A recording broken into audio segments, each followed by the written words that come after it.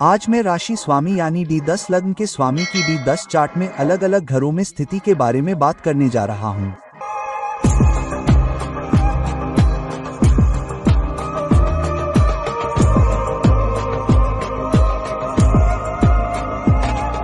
Hello, नमस्कार और मेरे सभी दोस्तों को आपके मित्र ज्योतिषी और मार्गदर्शक इरविन की ओर से एक बार फिर आपके अपने चैनल एस्ट्रो से।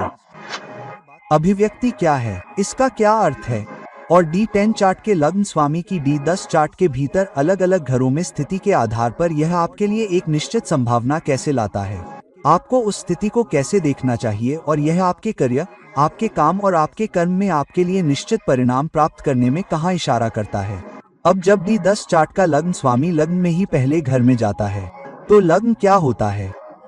लग्न समाज में आपका कद है, लोग आपको किस नजर से देखते हैं और जीवन के प्रति आपका नजरिया क्या है। तो जब हम D10 चार्ट के लग्न के बारे में बात कर रहे हैं तो D10 चार्ट का लग्न दर्शाता है कि आप अपने काम में और अपने जीवन के विभिन्न कार्यों में या अपने जीवन के विभिन्न कर्मिक क्षेत्रों में खुद को कैसे पेश करते हैं। आपके जीवन का कर्म यह इस बारे में भी है कि दूसरे आपको कैसे देखते हैं, आप कैसे काम करते हैं और आप कुछ खास नतीजे कैसे लाते हैं। तो आपके कार्य क्षेत्र में, आपके करियर में दूसरे आपको कैसे देखते हैं और आप काम को कैसे परिभाषित करते हैं। क्या यह आपके लिए बहुत सार्थक है? क्या यह जीवन का एक दृष्टिकोण है जिसे आपको काम करने की आवश्यकता है? क्या आप अपने काम को जीवन का एक उद्देश्य देखते हैं? क्या आप अपने जीवन को अपने काम से जुड़ा हुआ देखते हैं? क्या आप देखते हैं कि काम करना महत्वपूर्ण है और आप खुद को कैसे पेश कर पाते हैं और आपके काम, आपके कर्म, आपके विभिन्न कार्यों के कारण आपको समाज में किस तरह का कद, किस तरह का सम्मान, किस तरह की प्रतिष्ठा मिल सकती है। क्योंकि यह केवल आपके काम के बारे में नहीं है बल्कि यह सामान्य रूप से आपके कार्यों के बारे में है। और काम आपको कैसा लगता है? क्या यह द्वेषपूर्ण है? क्या यह मौज मस्ती है? क्या यह कड़ी मेहनत है या फिर यह जिम्मेदारी है? और काम पर आपका उद्देश्य क्या है? तो लग्न में किस राशि का प्रभाव होगा, इसके आधार पर काम के प्रति आपका दृष्टिकोण भी समान होगा। यदि सिंह राशि है तो आप काम के प्रति अधिक जिम्मेदार होंगे या कम से कम आपके लिए आपके काम को इसी तरह परिभाषित किया जाएगा। यदि कन्या राशि है तो आपके लिए काम को अधिक सेवा उन्मुख माना जाएगा। यदि यह अधिक है और कर्क राशि है तो आपको काम में अधिक सहयोगी और अधिक पोषण देने की आवश्यकता है। और यह भी कि कौन सा ग्रह पहले घर में जाता है यह भी तय करेगा कि दूसरे आपको कैसे देखेंगे और आपको अपने काम में कैसे परिणाम मिलेंगे। यह भी दिखाएगा कि आप अपने कद को कैसे परिभाषित करते हैं या अपने काम से संबंधित जीवन के एक निश्चित कद के पद पर कैसे पहुंचते हैं। काम पर आपकी स्थिति कैसी है, यह लग्न में स्थित ग्रहों के माध्यम से देखा जाता है। क्या आप एक पोषण करने वाले व्यक्ति के रूप में देखे जाते हैं? क्या आप एक जिम्मेदार व्यक्ति के रूप में देखे जाते हैं? क्या आप एक गैर बकवास व्यक्ति के रूप में देखे जाते हैं? क्या आप अधिक व्यवहारिक व्यक्ति के रूप में देखे जाते हैं? पहले घर में कौन सा ग्रह जाता है, इसके आधार पर अब आपके D10 चार्ट से संबंधित दूसरा घर शमशान इस बारे में है कि आप अपने काम से जुड़े पोषण या आजीविका को कैसे परिभाषित करते हैं, जो आपके जीवन में आपके कर्म से जुड़े विभिन्न कार्मिक परिणामों से जुड़ा है। और जाहिर है कि आपके कर्म भी आपके काम से अधिक संबंधित हैं। आप अपने काम के लिए पुरस्कार को कैसे देखते हैं? क्या आप अपने काम के लिए पुरस्कार को पैसे के रूप में देखते हैं जो आपको मिलना चाहिए या स्टॉक जो आपको मिलता है? क्या आप पैसे से अधिक प्रशंसा पसंद करते हैं? काम से जुड़े आपके मूल्य या सिद्धांत क्या हैं? आप काम पर किन मूल्यों का प्रदर्शन करते हैं? क्या आप बेहतर पुरस्कारों के लिए नियमों को तोड़ने के लिए तैयार हैं? आजीविका या धन प्राप्त करने के क्षेत्र में दूसरे आपको कैसे देखते हैं? क्या आप खुद को पैसे के मामले में ईमानदार व्यक्ति के रूप में देखते हैं? और क्या आप पैसे या धन कमाने या आजीविका कमाने से जुड़ी ईमानदारी वाले व्यक्ति के रूप में देखे जाना चाहते हैं? ये सभी दूसरे घर से देखे जाते हैं। जाहिर है कि दूसरे घर में कौन सी राशि जाती है उसका अपना स्वाद होगा। तो अगर यह कन्या राशि है तो इसका मतलब है कि आप खुद को धन कमाने में अधिक सेवा उन्मुख के रूप में देखेंगे। अगर यह तुला राशि है तो आप अधिक धन कमाने और अपनी आजीविका कमाने के लिए रिश्तों का उपयोग करेंगे। और यही ग्रह दूसरे भाव में जाता है तो स्वाद भी आता है। अगर सूर्य दूसरे भाव में जाता है तो आप अपना आत्मसम्मान भी अर्जित करना चाहेंगे।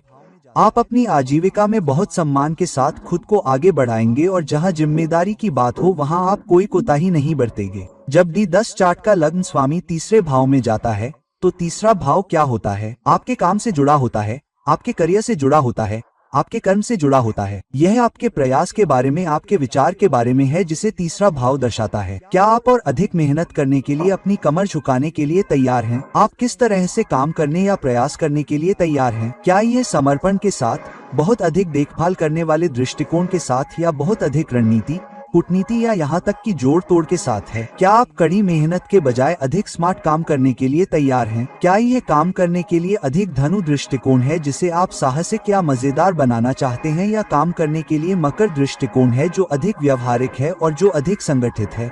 तो किस राशि में प्रवेश करने से आपके काम करने का तरीका, प्रयास, उद्यम और दूसरों को प्रभावित करने की आपकी क्षमता का पता चलता है? आप दूसरों से कैसे संवाद करते हैं? आप खुद को काम से जुड़े लोगों के साथ कैसे संवाद करते हुए देखते हैं, या काम पाने या परिणाम पाने में सक्षम होते हैं? आप काम पर खुद को कैसे प्रदर्शित करते हैं? आप लोगों को कैसे समझाने की कोशिश करते हैं? क्या आप लोगों को इनाम या पुरस्कार देकर, या उन्हें कुछ गाजर देकर, उन्हें कोने के कार्यालय का प्रस्ताव देकर, उन्हें कुछ पद देकर, या जब आपको उन्हें समर्थन देने की आवश्यकता हो तो उनका समर्थन करके समझाने की कोशिश करते हैं?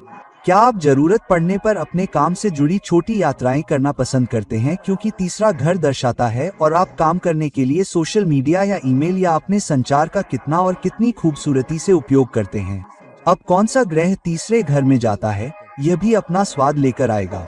उदाहरण के लिए, यदि बुध तीसरे घर में जाता है तो संचार आपके काम की रीढ़ होगा। संचार वह तरीका होगा जिससे आप काम करते हैं, आप लोगों को प्रभावित करते हैं और आप अपने सर्वोत्तम परिणाम कैसे प्राप्त करते हैं। और इसी तरह अन्य ग्रहों के लिए आपको वह स्वाद तब मिलेगा जब वह आपके दशमांश D10 चार्ट से जुड़े तीसरे घर से जुड़े होंगे।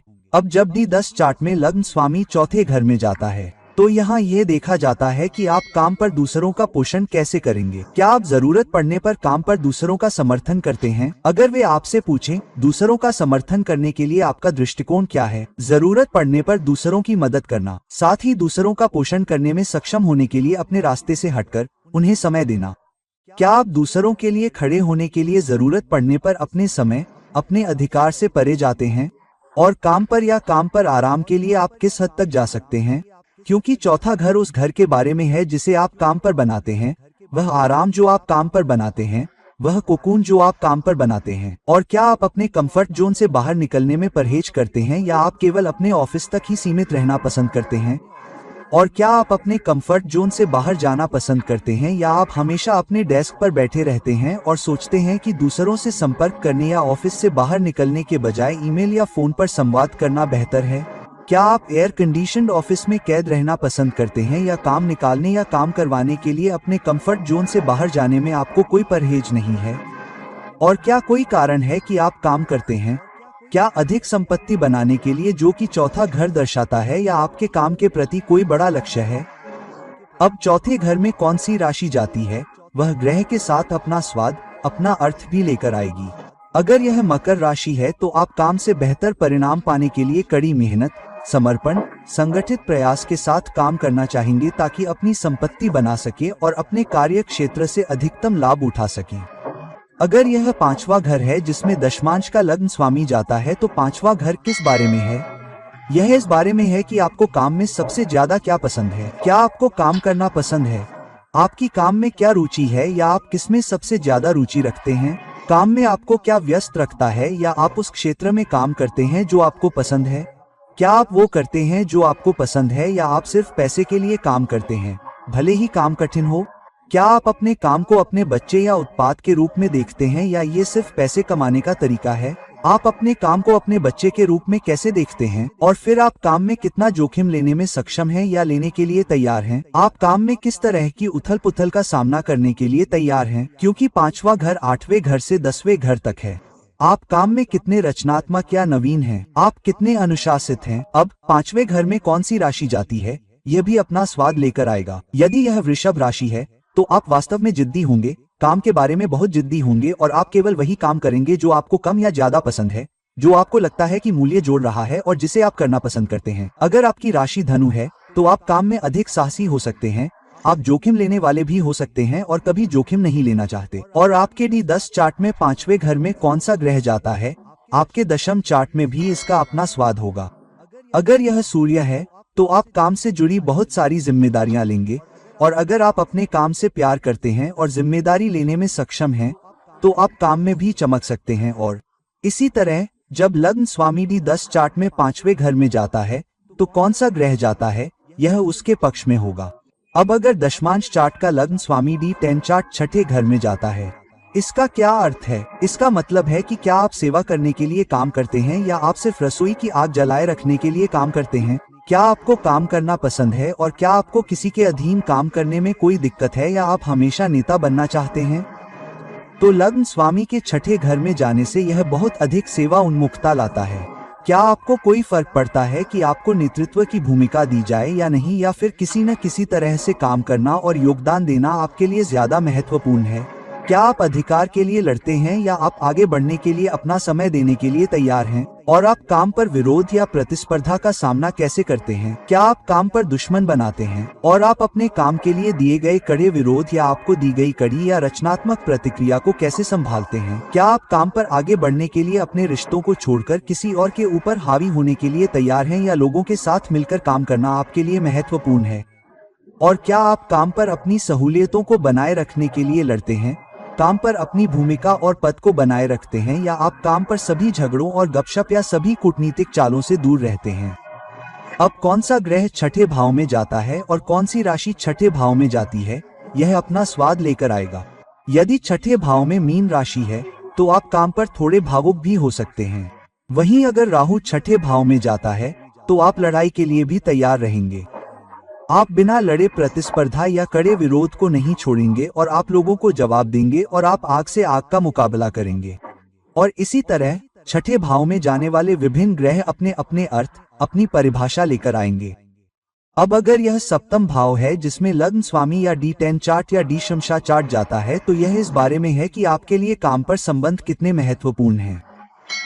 क्या आप साझेदारी में संबंध बनाने पर काम करते हैं या आप साझेदारी या संबंधों से दूर रहते हैं? क्या आप टीमों में काम करना पसंद करते हैं? क्या आप टीमों में काम करना पसंद करते हैं या आप वन मैन शो हैं? काम पर आपके संबंध कितने मजबूत हैं? क्या कोई आपके लिए कुछ करने के लिए रास्ते से हटकर जाएगा और क्या आप करेंगे? क्या आप टीम के लिए अपने आराम, श्रेय का त्याग करने के लिए तैयार हैं? आप अपनी टीम, अपने विभाग या अपनी कंपनी के लिए किस हद तक जा सकते हैं? क्या आप काम छोड़ने के बाद या संगठन छोड़ने के बाद या आगे बढ़ने के बाद लोगों या अपने सहयोगियों के साथ संपर्क बनाए रखते हैं?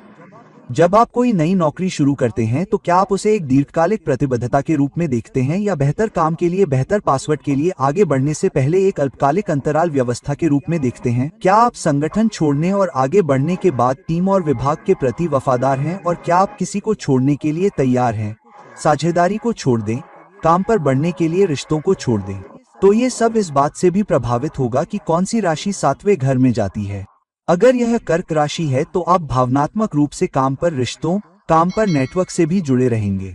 अगर केतु ग्रह 7वें घर में जाता है तो आप दूसरों के लिए बहुत कुछ कर सकते हैं और अपने लिए बहुत कम कर पाएंगे, या काम से अधिक पाने के लिए या काम से अधिक निकालने के लिए एक बड़ा संघर्ष होगा। और इसी तरह 7वें घर में जाने वाले विभिन्न ग्रह, विभिन्न राशियां भी अपने अपने स्वाद, अपनी अपनी अभिव्यक्तियां लेकर आएंगी। अब अगर यह 8वां घर है जिसमें D10 चार्ट का लग्न स्वामी है जो कि शमशा चार्ट है, तो इसका क्या मतलब है? इसका मतलब है कि काम पर सबसे बड़ी चुनौती आपके रिश्ते हैं, या फिर आपको मिलने वाला पैसा, या फिर आपको मिलने वाला वेतन, या फिर आपके काम करने के तरीके में से कौन सी चीज आपके लिए सबसे बड़ी चुनौती है? आपके साथ ऐसा क्या होता है जिससे अचानक कुछ हो जाता है? जब चीजें अटक जाती हैं या आपके हिसाब से नहीं होती हैं, तो आप क्या और कितनी जिम्मेदारी लेने के लिए तैयार रहते हैं? आप उन बाधाओं को कैसे दूर करते हैं? क्या आप धमकियों का इस्तेमाल करते हैं? क्या आप लोगों को एक खास तरीके से काम करने के लिए बहलाते हैं, या आप अपने रिश्तों और नेटवर्क का इस्तेमाल करते हैं? जब कोई चुनौती, बाधा या समस्या आपके सामने आती है तो आप अपने काम के लिए कितने तैयार रहते हैं? या जब चीजें गलत हो जाती हैं तो क्या आप अक्सर अपना आपा खो देते हैं और समझ नहीं पाते कि चीजों से कैसे निपटा जाए? काम पर कितनी बार चीजें गलत हो जाती हैं और आप उन्हें कैसे सुलझाते हैं? क्या आप अपने काम, अपने प्रोजेक्ट्स, अपने आउटपुट को लेकर ज्यादा सीक्रेट रहते हैं और अपने पत्ते अपने सीने से लगाकर रखते हैं, या आप ऐसे व्यक्ति हैं जो अपने सारे पत्ते खोलकर काम करते हैं? क्या आप चुनौतियों का सामना करने पर हार मान लेते हैं, या आप लचीले और काम के लिए तैयार रहने वाले व्यक्ति हैं? तो ये सब तब पता चलता है जब आपका लग्न स्वामी अष्टम भाव में जाता है। अब अष्टम भाव में कौन सी राशि है, अष्टम भाव में कौन सा ग्रह जाता है, उसका अपना अलग मतलब होता है। अगर वृश्चिक राशि है तो आप काम में अधिक चतुर और गुप्त रहने वाले हो सकते हैं। अगर बुध अष्टम भाव में जाता है तो आप बहुत बुद्धिमानी से निर्णय लेने वाले और काम के दौरान तार्किक व्यक्ति होंगे, न कि भावनाओं में बहकर निर्णय लेने वाले।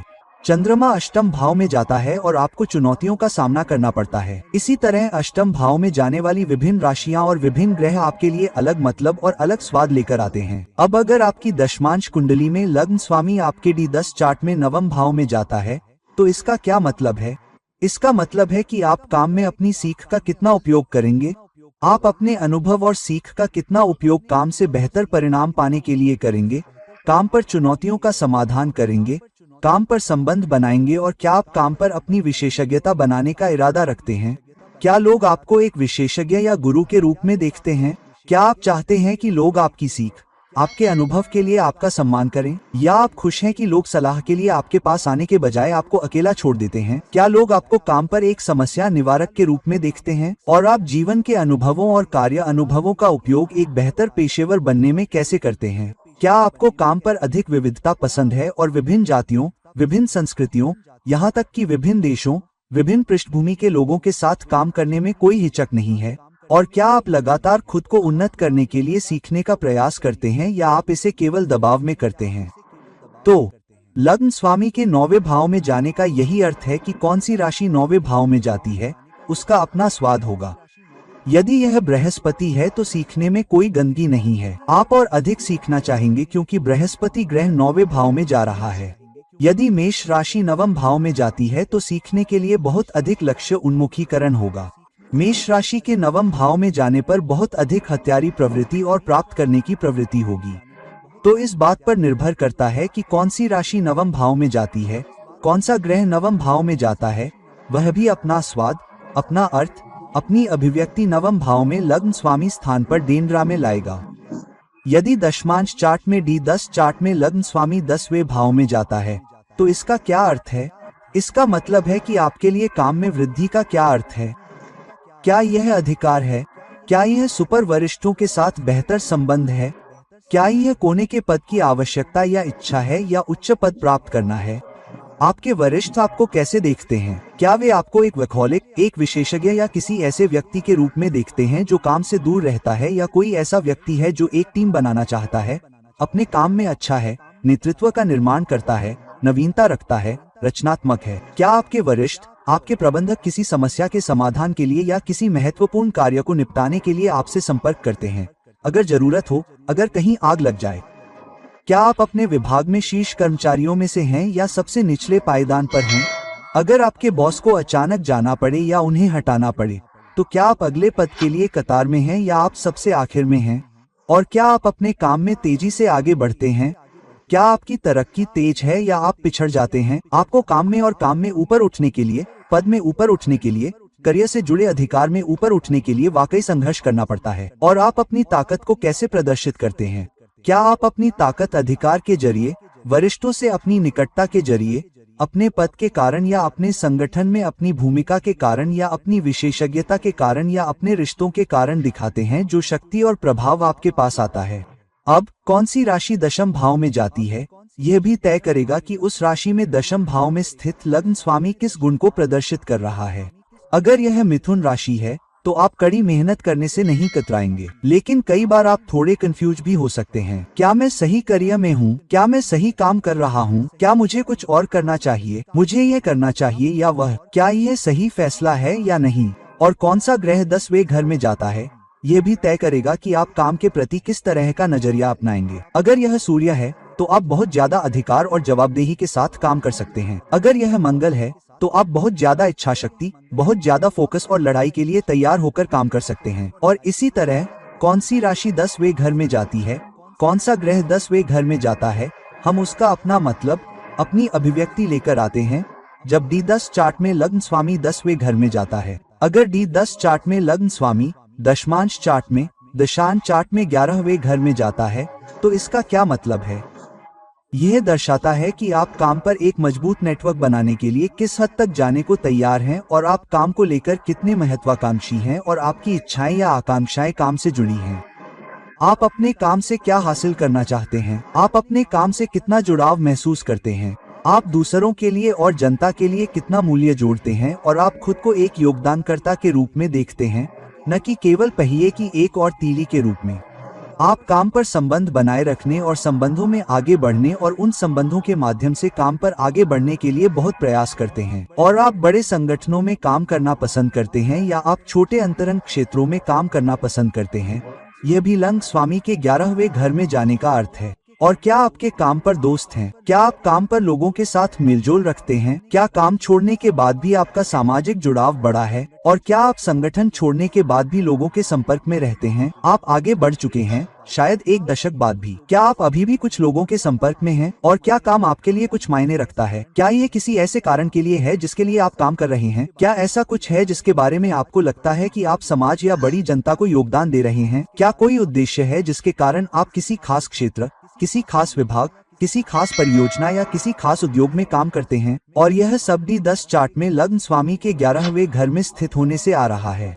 अब कौन सी राशि 11वें घर में जाती है, कौन सा ग्रह 11वें घर में जाता है, इसका भी अपना अर्थ होगा। यदि यह बुध है तो आप दिल से बहुत युवा होंगे और आपके पास बहुत से युवा लोग हो सकते हैं, शायद आपकी ही उम्र के या आपसे बहुत छोटे, जिनके साथ आपके अच्छे संबंध हैं, जिन्हें आप अपना मित्र कह सकते हैं और जिनके साथ आप मेलजोल भी रखते हैं। और कौन जानता है, आपके लग्न स्वामी के 11वें घर में स्थित होने के कारण आपको काम से बाहर भी कोई रिश्ता मिल सकता है। और इसलिए कौन सी राशि 11वें घर में जाती है, कौन सा ग्रह 11वें घर में जाता है, इसका भी अपना स्वाद, अपना अर्थ, अपनी अभिव्यक्ति होगी।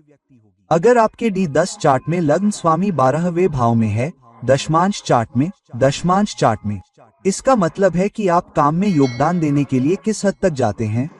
क्या आप काम में ज्यादा घंटे लगाने से हिचकिचाते हैं?